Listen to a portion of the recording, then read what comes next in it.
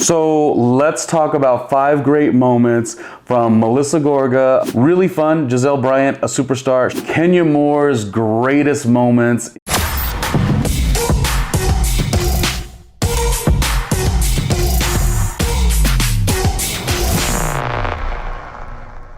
All right, now we are breaking down Kenya Moore's greatest moments in Real Housewives of Atlanta, which is very, very difficult to do for a couple of reasons. She was a star, a superstar before any of reality TV fame, okay? So it's hard to just bring all that and kind of itemize it, but you know, she's brought in so much. Kenya Moore hair care, you know, we remember these things. Gone with the Wind, fabulous. And I think we're at a stage with reality TV, whether Kenya does reality TV, doesn't do reality TV, comes back into reality TV, etc., does more within, you know, hair care and entrepreneurship, takes a beat from the limelight. Whatever she does, she's always going to be compelling. And I think we're going to come up with some really wonderful moments, which makes Kenya Moore compelling and a ultimate top tier reality TV star, no matter what. From now until forever, she brings the heat. So let's take a look at some really fun Kenya Moore moments. Season 5, the battle of the workout videos with Phaedra. And of course, Kenya, hitting below the belt, says, "I don't think you should do a workout video when your body's not there." Of course, she said she didn't want to say it, but she did say it, and then she backed it up in the confessional. You never go word for word with Miss Kenya Moore. The Kenya Moore hair care moment, when Kenya Moore comes through with the marching band at Marlo's event. Marlo's event, however, would not get much shine if it was just on the basis of Marlo's event. So in some ways, Kenya brought light to Marlo's event, because no one would have been talking about it. Now we all know Marlo's event and Marlo's cause on the basis of Kenya Moore hair care. Now, at the beginning of season 6, regarding a fresh start with Phaedra, Kenya might have went a little off by saying, "I don't trust her as far as I could throw her, but because she weighs 200 pounds or more, we all know that's only about an inch." Kenya comes in hot with this next one. She says, all of Atlanta is talking about the house that never was, of course referencing She by Sheree. Kenya in a confessional says, "Sheree is screaming at me, acting crazy, as if I sliced the air mattress she's been sleeping on for the past 4 years. She needs to back up." This was not Cynthia Bailey's idea of a good event for her sunglass line. All right, now there's just so many different things we could say about Kenya Moore. She really does bring it each and every time. Before I do my last Kenya Moore moment, if you wanted to support what we're doing here, this is a quick way on what you could do. So check this out. For more randomness, hit the Patreon at patreon.com/randomlyronniejr. Did you remember to like, comment, and subscribe? Oh, come on, stop being so lazy. This show has no budget, but whose fault is that if you don't like, comment, or subscribe? All right, back to Kenya Moore. And as I've said before, you know, if you were not around, if you weren't there, you might not know the significance of Kenya Moore. And you also might think, oh, what did Portia try to say? You're just that chick from the 90s? Oh, no one even cared about you then. You know, Kenya Moore really was something. So it really specifically, if you are not of that era, you may not get it. You may not get the contextual texture that what Kenya Moore really was of our time. In those late 90s, in those early 2000s, Kenya Moore really did push the needle. She really did move some things around. I just love her so much, you know. So when she started Real Housewives of Atlanta on season 5, it was not only an additional star-making moment, but it really was a nod to the franchise. We're bringing in top tier talent. So wrapping things up, here's another wonderful Kenya Moore moment. And of course, the ultimate Kenya Moore moment, the Gone with the Wind fabulous moment, where she twirled on him. Talk about a debut season. And because Kenya is that great, as a bonus, when she said about Portia, she's not a public speaker. You better get Miss USA correct next time. All right, what's up? So today we are going to add a little lightness and levity into your day. What's up? I'm Randomly Ronnie Jr. and I want to talk about more really fun pop culture. You know, the genre of reality TV has went all different directions, but I was like, let's just focus right now, just for a moment, on some of the really fun reality TV superstars that we enjoy, the ones that we find compelling. And so today, I'm going to do this for several different cast members that I find compelling, bring to our memory all of these wonderful moments from these iconic reality stars on this franchise called The Real Housewives. So let's talk about 5 great moments from Melissa Gorga of The Real Housewives of New Jersey, because you know she is a superstar on that show. All right, starting things off, coming in at number 5.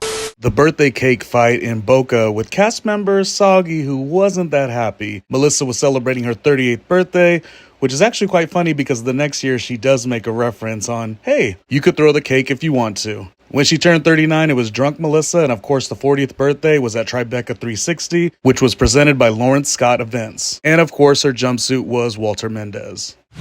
Season 7, Joe and Melissa's flirty relationship. Melissa comes home from work, and Joe does have food cooking. He discusses his previous comment, "You bring in crumbs, I bring in the cake." And they basically have a heart-to-heart. Joe romantically cooks for her. Joe's very romantic. And of course, they talk about dessert and make romantic innuendos about a cappuccino and a candy stick. Melissa Gorga's glow up from season 3 to season 14. She's always shamelessly said, you know, I've had a couple things done, minor work, and she's never been embarrassed about who she is. She was gorgeous on season 3, and she's gorgeous on season 14 and beyond. The season 13 reunion, where she effortlessly dismissed her opposition. She had the lip gloss on, she was calm and collective, and she was looking gorgeous in a Walter Mendez royal blue gown. I gotta tell you, Melissa Gorga, to me, envious. You're envious of her. She's always on display, and she's consistent. She's beautiful as much as she's a great wife and a family woman. She's just really got it all. You know what I mean? She's very, very, very fun. I think that's why Melissa Gorga has been successful, and she will be successful in reality TV, in her own spin-off series, in her fashion, in her next career, in her last career. She's just always super successful. Before we get into the last moment, if you did want to support, this is how you would support this channel. Check this out. For more randomness, hit the Patreon at patreon.com/randomlyronniejr. Did you remember to like, comment, and subscribe? Oh, come on, stop being so lazy. This show has no budget, but whose fault is that if you don't like, comment, or subscribe? All right, so another great moment, wrapping things up as we celebrate the great Melissa Gorga of The Real Housewives of New Jersey. Joey Gorga he's always so fun. I think their relationship is a really fun, like they have both flirty energy, and then they also have jealous energy. It's just fun to watch. I think the Melissa Gorga 100% a spin-off with Donna Marco, her sisters, her cousin. Like, that's a really, that would be a really fun watch. So Melissa Gorga is, to me, a superstar, and here is another moment that really makes her one of the best to ever do it. And of course, she was the envy of everyone as she performed on display in season 3, episode 18, bringing everyone together and showcasing she's got the talent to do whatever she wants, whenever she wants. All right, what's going on randomly with Ronnie Jr.? We are breaking down reality TV and all the differences of how it has been over the years, you know, starting all the way back of 1992's Real World, and even the PBS documentary of All American Family, all those years ago, and then what it became. The good, the bad, and the ugly. And we're also right now taking a beat to celebrate, we're taking a minute to celebrate the compelling cast members that really make one of the shows that we love, Real Housewives on Bravo, a really fun show. Now this one, really fun. Gizelle Bryant, a superstar. She certainly makes the Real Housewives of Potomac. There is certainly a reason for her success. Very confident. And I also had the opportunity to interview her. And it was a really wonderful interview. I could see the sternness, the go-getterness, you know what I mean? And because I relate to that, and I'm really like a go-getter myself, like I was like, oh, two peas in a pod. Like I really like what Gizelle, her personality, she is really fun. The TV show and the editing, things are what they are, but like, no, in my opinion, Gizelle, not only fun on the TV, but behind the scenes as well. Let's go to a couple moments that make Gizelle Bryant a superstar when it comes to compelling reality TV personalities. Let's check this out. In season 3, the frenemies that always were, Karen and Gizelle dining randomly outside, and then a mime walks by, just shows up in the conversation for no reason at all. The levity that is so good on The Real Housewives of Potomac, making Gizelle a superstar. The undeniably reasonably shady Gizelle and Robin moment where they playfully and obnoxiously showcase to Karen their support for her legal battles. Karen throws what she calls a press junket. Gizelle decides to make a playful dig at the whole situation. In season 3, the ladies are in the south of France, and Gizelle says, Karen, you're ready to walk around, obviously insinuating the lack of style in her shoe situation. Now, Karen must have been shook by the situation because the two continue to get a little bit in each other's face as Karen has something to say, and Gizelle says, oh, don't be mad because Ray likes my best friend Erica. That's the real issue. Karen in her comfy shoes, rolling her eyes, and Gizelle is having a field day saying, Ray, your husband wants to lick Erica up and down, up and down. And then there was Charisse's crab broil. Now, Karen comes into the scene very mad, and Gizelle decides to play along. Of course, Karen says, you are tacky and you don't have etiquette, gives her a gift showcasing how to have wonderful etiquette. Gizelle, of course, takes the mirrored frame and looks at herself and says she's beautiful. Karen's real issue was that Gizelle evidently sat in the wrong seat at Karen's birthday. This was season 1. This was the beginning of a Karen and Gizelle constant frenemy that still goes on to this day. And there was a stage before we get to our next one where I did tell Gizelle that I should be the one to write her tagline. And so I did write the tagline. And here is a little bit of what my tagline was. This is phenomenal. And she never used it. I don't know, they never used it, but they should have used it.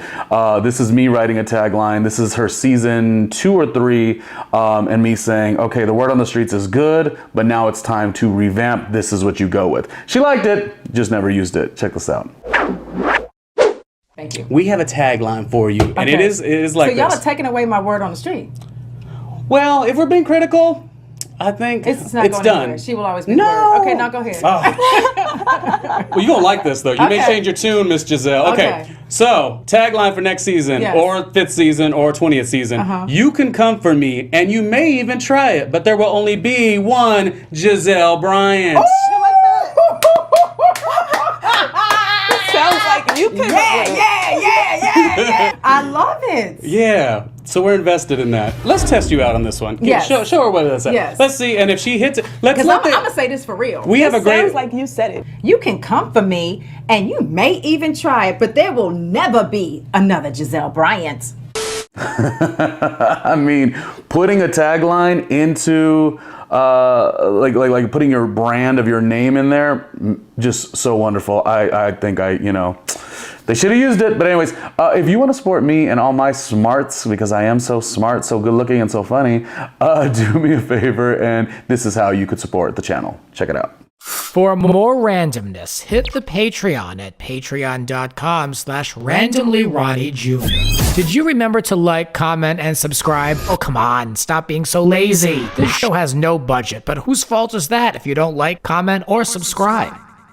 All right, wrapping things up for the queen of Real Housewives of Potomac. But by the way, they're all really amazing. It's a superstar cast. It's always been. There's been a couple that have just not really worked on the show. Maybe could have been better off on like a TLC network or whatever instead of Bravo. And no diss, I've been on TLC network myself, so I'm not really dissing. It's not a bad thing. But nonetheless, Real Housewives of Potomac, yes, Gizelle Bryant, she's the queen of the show. The frenemy energy that she has with Karen, it's all wonderful. But yes, I definitely think that Gizelle is such a superstar, and this wraps things up with some really wonderful Gizelle Bryant moments, showcasing she is really compelling in the genre of reality TV. Some you might have forgot, or in the comments if you want to write other great moments that we didn't really bring up today, we can maybe do another episode. But here is one final Gizelle Bryant moment that just really was awesome. And in season 6, when Wendy showcased her glow up, let's say, and Karen and Gizelle quickly went at it. Gizelle called her a drunk and a cheat, and of course Karen said, well, she's got a hot box. Of course the ladies were like, a hot box? And Karen says, yes, Gizelle has a hot box.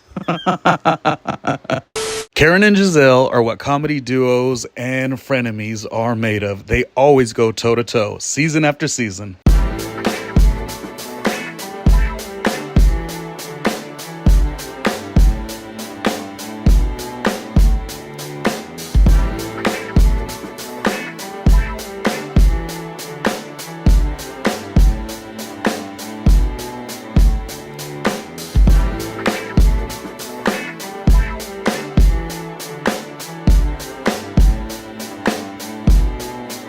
Hey, Ronnie Jr.